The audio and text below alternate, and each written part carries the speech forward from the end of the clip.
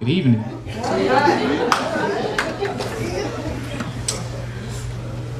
I like to believe that everyone at some point in their life wish that they were a superhero. Whether it be flying through the sky in a red cape and blue tights, jumping from rooftop to rooftop in all black, or swinging through the city streets of New York from a web. And at some point in my life, I realized that I wanted to be a superhero as a child.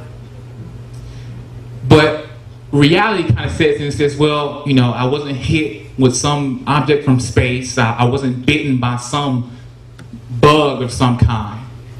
But there's still something inside of me that says, you know what, there's something that you're just meant to do. And it wasn't until I came down here about, I think, 7 or 8 years ago to Milledgeville. And I just knew I was to do something great. I knew it in my heart. I knew it. And it wasn't until I got saved about 4 years ago, well, more than 4 years ago, back in 2001, around the time of my birthday. And I just, you know, something hit me. I woke up one morning, God spoke to me, said, and just as clear as day, I said, you know, I know I'm here to do something. I don't know what it is, but it's going to be big. And 2001, you know, I had got saved and had been, you know, in college and had been around a couple of people who had been speaking word. And in those, they planted these word seeds inside of me. And, you know, I'm grateful for those men and women of God who courageously talked about the word of God around me and planted those word seeds. And it wasn't until 2003 when I came to LPCC. And you may not know this, but though you see our relationship that Pastor and I have, let me tell you, there are plenty of times,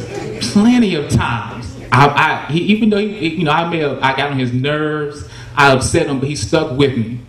And he was talking about purpose that morning that I came to the church.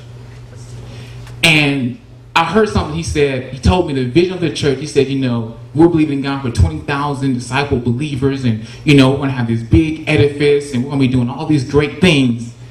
And in my mind, I'm thinking, that is the most extraordinary thing I've ever heard anybody ever say in my life. And after hearing that, I knew then that, you know what? That's something big. That's something like these superheroes can go and leave their mark in the world, to do something great, to leave a legacy behind. And when I heard that, I said, you know, I want to be on the bottom floor of this thing. I want to be a part of that.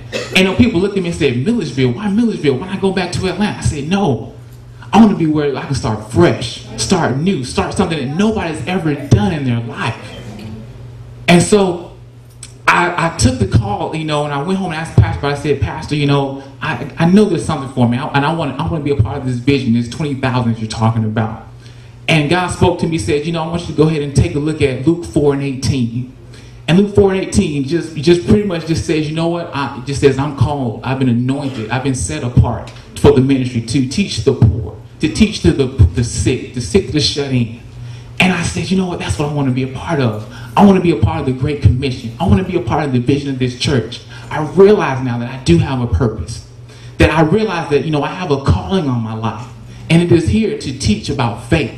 It is here to teach about purpose. To teach that there is a vision for each and every one of you in this room, for your family, your kids, your loved one, your co-workers. Each and every one of you have a purpose in life. And it is my job. I fully accepted that position of assistant pastor and my pastor's armor bearer to go out and preach the good news for God.